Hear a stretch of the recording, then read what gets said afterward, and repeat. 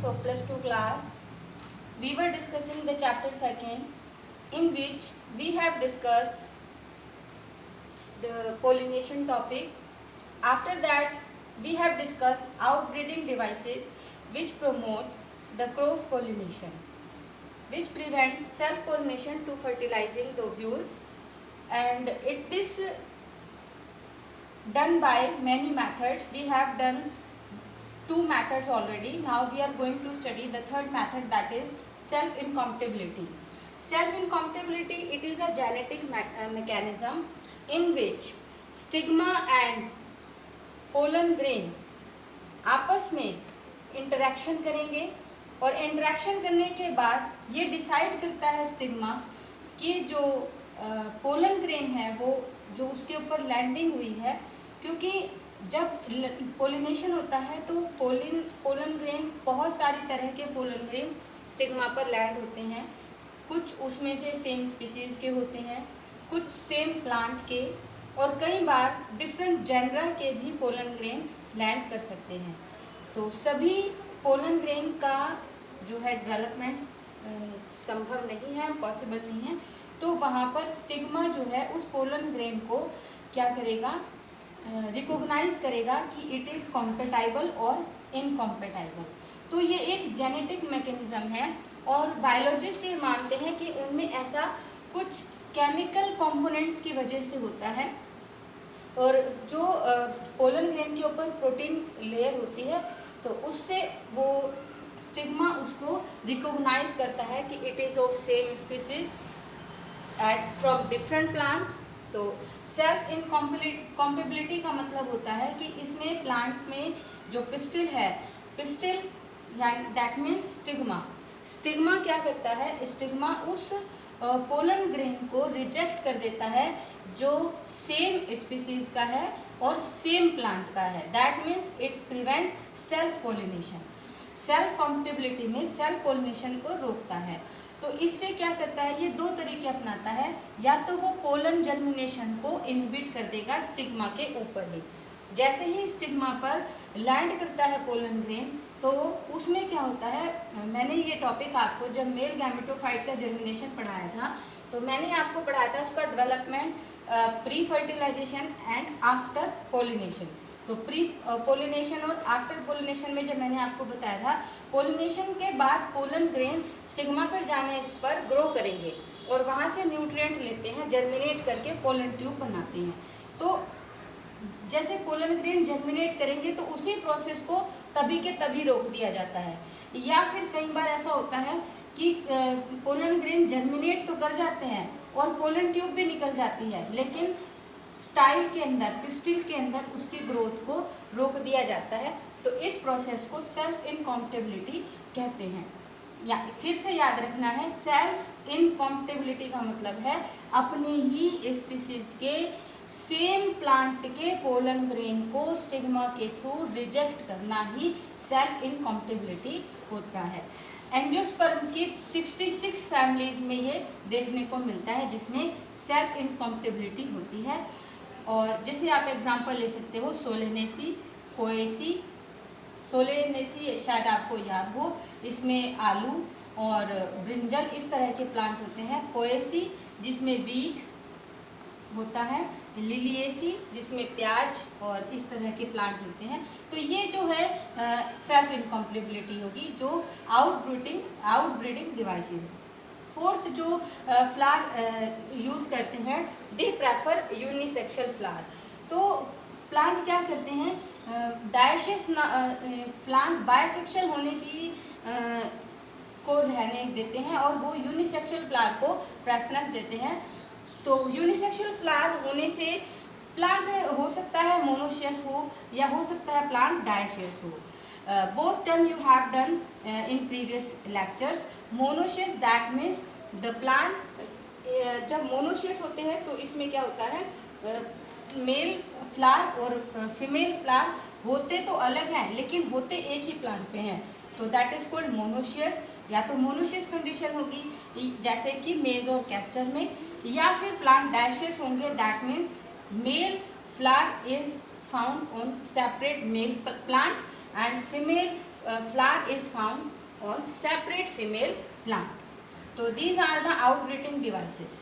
इसके बाद ये सब होने के बाद अब हम पढ़ते हैं next event, that is after pollination pollen grain का क्या होता है। तो पोलन ग्रेन जैसे ही पिस्टल पे यानी पिस्टल के स्टिग्मा पर लैंड करता है तो पहले पिस्टल पोलन का इंटरेक्शन होता है।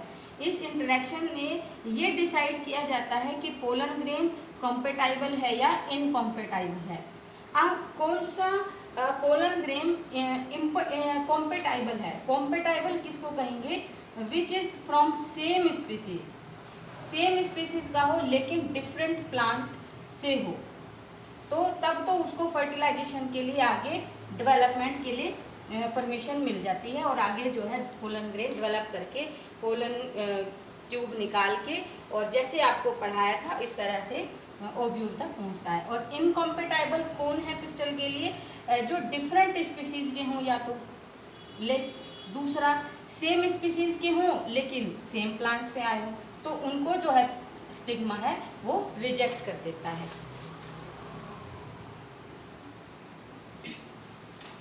अभी हमने पढ़ा सेल्फ कॉम्पेटिबिलिटी। अगर जिन स्पीसीज में कॉम्पेटिबिलिटी और इनकॉम्पेटिबिलिटी का प्रोसेस नहीं होता, एब्सेंस रहता है, तो क्या हमारे लिए वो फ़ायदेमंद है? Yes, it is of very important. तो इसमें क्या होता है कि अगर ऐसा कुछ ना हो तो उस तरह के पोलन ग्रेन्स हम लोग किसी भी मीडियम में या अदर देन स्टिग्मा हम उनको जर्मिनेट कर सकते हैं। जैसे हम इसमें क्या करते हैं, कोई भी न्यूट्रिएंट मीडियम ले लेते हैं जिसका सॉल्यूशन हम वाटर के अंदर बना लेते हैं और वहाँ पर फिर हम पोलन ग्रेन को जर्मिनेट करते हैं। तो इसमें हम लोग कैसे करते हैं, 10% शुगर सॉल्यूशन ले लेते हैं और उसकी एक ड्रॉप स्लाइड के ऊपर रख देते हैं और फिर जो भी हमें पोलन ग्रेन्स को जर्मिनेट करना है, स्टडी करना है, तो कई बार तो हम क्या करते हैं 3 या 4 तरह की स्पीसीज लेकर उनके पोलन ग्रेन्स को लेकर डस्टेड कर देते हैं। अगर हम चाहें तो एक ही स्पीसीज को लेकर के उसके पोलन ग्रेन को भी स्टडी कर सकते हैं। तो जैसे हमने यहाँ पे पी, चिकपी, क्रोटालेरिया, बाल्सम, विंका, तो इन सब स्पीसीज के मिक्सर जो है पोलन ग्रेन ले लिए। तो आफ्टर 15 और 30 minutes we see some pollen tubes arise from the germ pores. तो जो अगर आप इनको माइक्रोस्कोप में देखते हो स्लाइड को लगा करके, तो वहाँ पर आपको बिल्कुल क्लियर पोलन ट्यूब्स दिखाई देती हैं और ये पोलन ट्यूब्स आपको पता है पोलन ग्रेन में जर्म पोर होता है, तो जर्म पोर से अराइज होती हैं। तो ये था कि अगर कॉम्पेटिबिलिटी और इनकॉम्पेटिबिलिटी अगर ना हो तो हम पोलन ग्रेन्स को मीडियम में यानी कि इन विट्रो आप उसको जर्मिनेट कर सकते हैं। अब इससे क्या फ़ायदा हुआ? इससे ये फ़ायदा हुआ, अच्छा एक नेक्स्ट टॉपिक हम पढ़ने वाले हैं आर्टिफिशियल हाइब्रिडाइजेशन। तो आर्टिफिशियल हाइब्रिडाइजेशन का मतलब होता है कि अगर हम जैसे प्लांट खुद से अपनी जो है ब्रीडिंग करते हैं, तो ऐसे ना करके अगर हम अपनी तरफ से यानी कि जैसे कि किसी प्लांट की स्पीसीज़ के कुछ कैरेक्टर्स हमें डिज़ायर हैं, हमें अच्छे लगते हैं कि भाई हम ये चाहते हैं कि इसका ये कैरेक्टर हमारी इस स्पीसीज़ में जाए, तो यानी कि जो डिज़ायरेबल वैरायटीज़ हैं, जो डिज़ायरेबल कैरेक्टर्स हैं दो अलग अलग प्लांट के, अगर हम उनको एक ही स्पीसीज़ में चाहते हैं तो हम उसके लिए आर्टिफिशियल हाइब्रिडाइजेशन कर सकते हैं।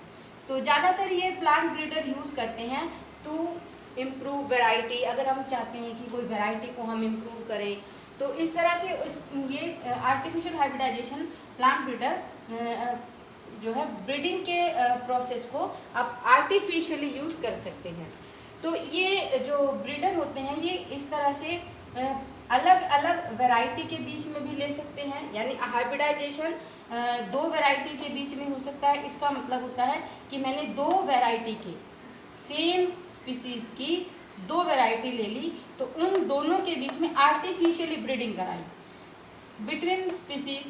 कई बार ऐसा हो सकता है कि हम एक ही जेनरा है लेकिन उनकी दोनों की स्पीसीज़ अलग हैं, लेकिन उनके इस एक स्पीसीज़ का हमें एक कैरेक्टर अच्छा लगता है और दूसरी स्पीसीज़ का दूसरा कैरेक्टर, और हम चाहते हैं कि हमारे पास एक स्पीसीज़ एक वैरायटी ऐसी बने कि उस स्पीसीज का कैरेक्टर भी आ जाए और उस स्पीसीज का कैरेक्टर भी आ जाए।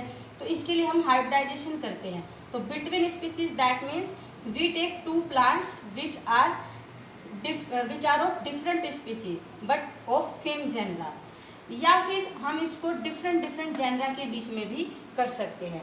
ये सब करते क्यों हैं? To combine desirable characters in a single superior variety. ये हम लोग इसलिए कर रहे हैं ताकि हम एक ही वेराइटी बना सकें जिसमें हम जो कैरेक्टर्स हमें सुपीरियर लगते हैं वो सारे कैरेक्टर एक ही वेराइटी के अंदर आ जाए। तो ये आर्टिफिशियल हाइब्रिडाइजेशन करते कैसे हैं? इसमें क्या किया जाता है? इसमें पहले तो समझने की बात है कि जो भी पोलन ग्रेन्स किसी के हम पोलन ग्रेन ले लेते हैं, कोई भी डिजायरेबल हमने जो पोलन ग्रेन लग रहे हैं हमें, तो उसके पोलन ग्रेन जो डिजायर्ड पोलन ग्रेन है जिसके कैरेक्टर हमें पसंद है, तो उसको हम जो डिजायर्ड स्टिग्मा है उसके ऊपर डस्टेड कर देते हैं और फिर उसको, ताकि उसका कॉन्टामिनेशन ना हो, तो उसको फिर रीबैक कर देते हैं। इसके लिए सबसे पहले दो काम करने बहुत ज़रूरी हैं। पहला इमस्कुलेशन। जैसे कि मुझे दो वैरायटी, जैसे मैंने दो प्लांट ले लिए, तो अब मेरे पास मान लिया फ्लावर जो है बाइसेक्सुअल है, क्योंकि मुझे अपनी तरफ से उसकी ब्रीडिंग करानी है, तो मैं चाहती हूँ कि उसके खुद के पोलन ग्रेन उसको फर्टिलाइज ना करें। तो इसके लिए क्या करते हैं, फ्लावर में से जब वो बड कंडीशन में होता है, फ्लावर अभी यानी कि एंथर्स मैच्योर भी नहीं हुए हैं, तभी उसमें से एंथर को निकाल लेते हैं और जो पिस्टिल है उसको छोड़ देते हैं मैच्योर होने के लिए, क्योंकि हम ये चाहते हैं कि उसकी पिस्टिल को हम अपने डिजायर्ड पोलन ग्रेन से ही फर्टिलाइज करें। तो removal of anthers in a bud condition, तो इस प्रोसेस को इमस्कुलेशन कहते हैं। और फिर क्या करते हैं, क्योंकि जब हमने और ऐसे फ्लावर को इमस्कुलेटेड फ्लावर बोलते हैं, और हम ये चाहते हैं कि हमने अपनी जो उसमें एंथर थे उनको तो निकाल दिए, लेकिन ये भी तो हो सकता है कि बाहर से कहीं से कॉन्टामिनेशन हो जाए, दूसरे कहीं पोलन ग्रेन आकर के उस पर लैंड हो जाए, तो उसके लिए हम बैगिंग कर देते हैं। तो इमस्कुलेशन होने के बाद उस फ्लावर को बैगिंग कर देते हैं, उसको कवर अप कर देते हैं बैग से, जो बटर पेपर का बना होता है, तो उसको बैगिंग कहते हैं। और फिर जब हमारा ये मैच्योर हो जाता है पिस्टिल, तो और जो स्टिग्मा है वो रिसेप्टाइल हो जाता है पोलन ग्रेन के लिए, मैच्योर हो जाता है, तब हम उस पर जिस वैरायटी के पोलन ग्रेन हमें चाहिए उसको अलग से हम जो हमारे डिजायरेबल कैरेक्टर्स वाले पोलन ग्रेन है उनको इन एंथर पर, इन स्टिग्मा पर डस्ट कर देते हैं और फिर दोबारा से उसको रीबैक कर देते हैं ताकि उसका और अदर कॉन्टामिनेशन ना हो। तो ये सारे टॉपिक थे अबाउट पोलिनेशन, और इससे कुछ जुड़े हुए थे आउटब्रीडिंग डिवाइसेस और आर्टिफिशियल हाइब्रिडाइजेशन।